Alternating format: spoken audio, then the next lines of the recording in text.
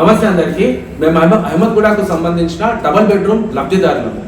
ఈ యొక్క అత్యవసర ప్రెస్ మీట్ పెట్టడానికి మా ముఖ్య ఉద్దేశం ఏంటిది అని అంటే, మా ప్రాంతంలో మేడ్చల్ జిల్లాకు సంబంధించిన డిస్ట్రిక్ట్ కోఆపరేటివ్ ఆఫీసర్ గారు తక్షణమే ఇక్కడ ఆర్డబ్ల్యూఏ స్థాపించాలి అనేసి మాకు ఒక హుకుం జారీ చేయడం జరిగింది. మా యొక్క అభ్యంతరాలు ఈ వీడియో రూపంలో మీ అందరి సమక్షంలో పెట్టదలిచే మేము ఈ యొక్క ప్రెస్ మీట్ అనేది మేము ఇక్కడ కండక్ట్ చేయడం జరుగుతుంది. మా యొక్క అభ్యంతరాలు అనేవి ఏదో పెద్ద అభ్యంతరాలు అనేవి ఏం లేవండి, చాలా చిన్న మైన్యూట్ అభ్యంతరాలు మాత్రమే మా ముందు ఉన్నాయి.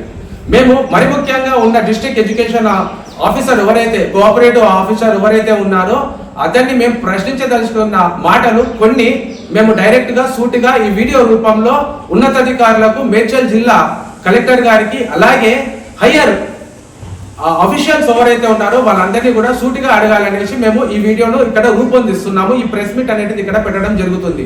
మా యొక్క అభ్యంతరాలు ఏంటిది అని అంటే, మాకు ఇచ్చిన గడువు కేవలము 4 రోజులు మాత్రమే.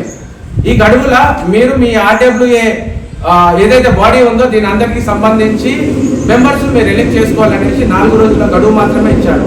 ఇప్పటి వరకు కూడా మా బ్లాక్లలో మెయింటెనెన్స్ రూపంలో ప్రజల దగ్గర నుంచి, పేద ప్రజల దగ్గర నుంచి మెయింటెనెన్స్ రూపంలో కలెక్ట్ చేసుకున్న అమౌంట్ది సంబంధించిన వివరాలు ఇవన్నీ కూడా ఏ లబ్ధిదారునికి కూడా ఇప్పటి వరకు బయలుపరచలేదు.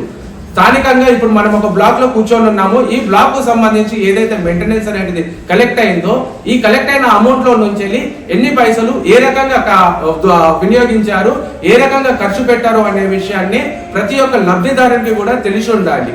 ఈ తెలిసి ఉండి ఎవరైతే ఇప్పుడు ఎలక్షన్స్ కు పార్టిసిపేట్ అవుతున్నారో వాళ్ళందరూ కూడా, ఎవరైతే అభ్యర్థులు ఉన్నారో అంటే ఎవరైతే బెనిఫిషియర్స్ ఉన్నారో వీళ్ళందరి దగ్గర నుంచి నో ఆబ్జెక్షన్ సర్టిఫికేట్ అనేది పొందిన తర్వాత వీళ్ళు ఎలక్షన్స్ కు కండక్ట్ చేయాలి. ఒకవేళ కొత్త వాళ్ళు కానీ పార్టిసిపేట్ అయితే వీళ్ళు ఇంతకు ముందు ఎలాంటి అమౌంట్ కూడా కలెక్ట్ చేయలేదు కాబట్టి వీళ్ళపైన భారం ఉండదు కాబట్టి అలాంటి వారిని మనం ఆహ్వానించవచ్చు.